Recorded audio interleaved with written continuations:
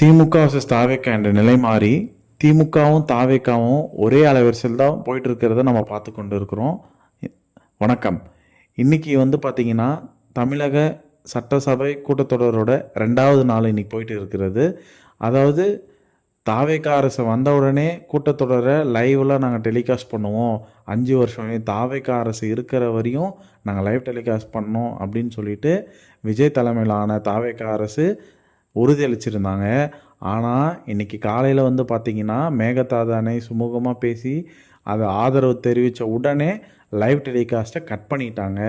Live டெலிகாஸ்ட்டுக்கு அப்புறம் cut பண்ணதுக்கு அப்புறம் பார்த்திங்கன்னா சில சலசலப்புகள் நடந்தது.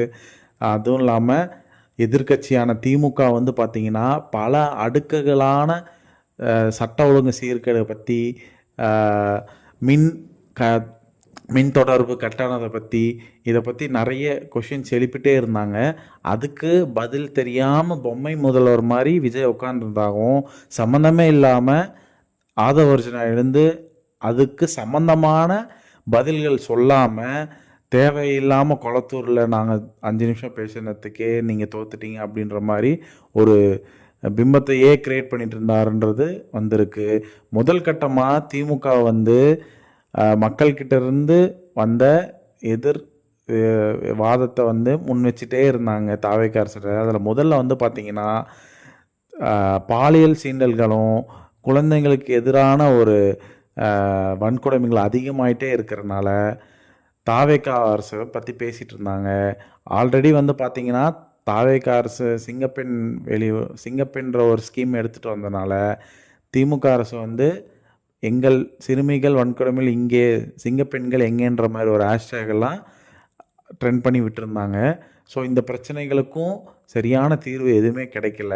அதுக்கப்புறம் சென்னையில் கடந்த தாவேக்கா அரசு அமைஞ்ச உடனாவே கரண்ட்டு கட் அங்கங்கே இருந்துகிட்டே இருந்தது. ஸோ அதை பற்றியும் திமுக எதிர்கட்சியிலேருந்து கேள்வி கேட்டிருந்தாங்க.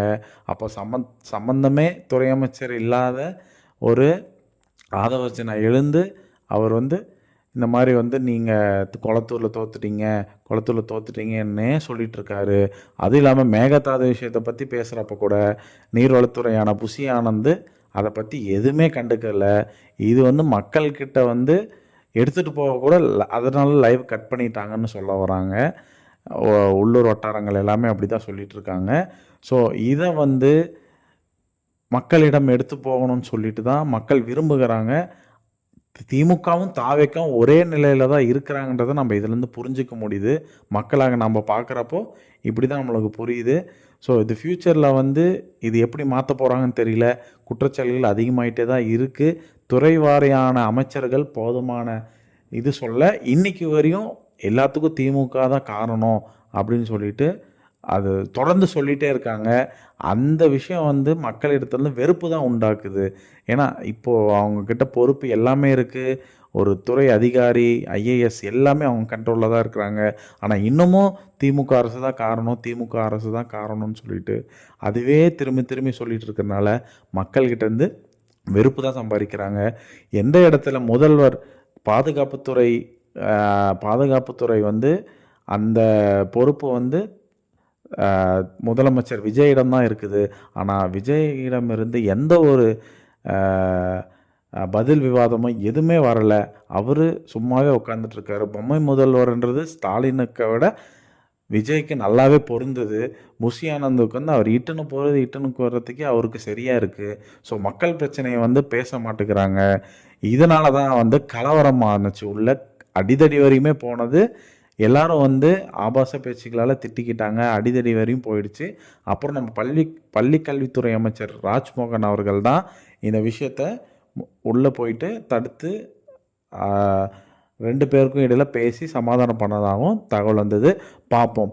நாளை நம்ம கூட்டத்தொடர் லைவ் இருக்குதா என்னன்றதை நம்ம பார்த்துட்டு பண்ணுவோம். மேலும் இது போன செய்திகளுக்கு நம்ம சேனலை சப்ஸ்கிரைப் பண்ணி வச்சுக்கோங்க. நன்றி.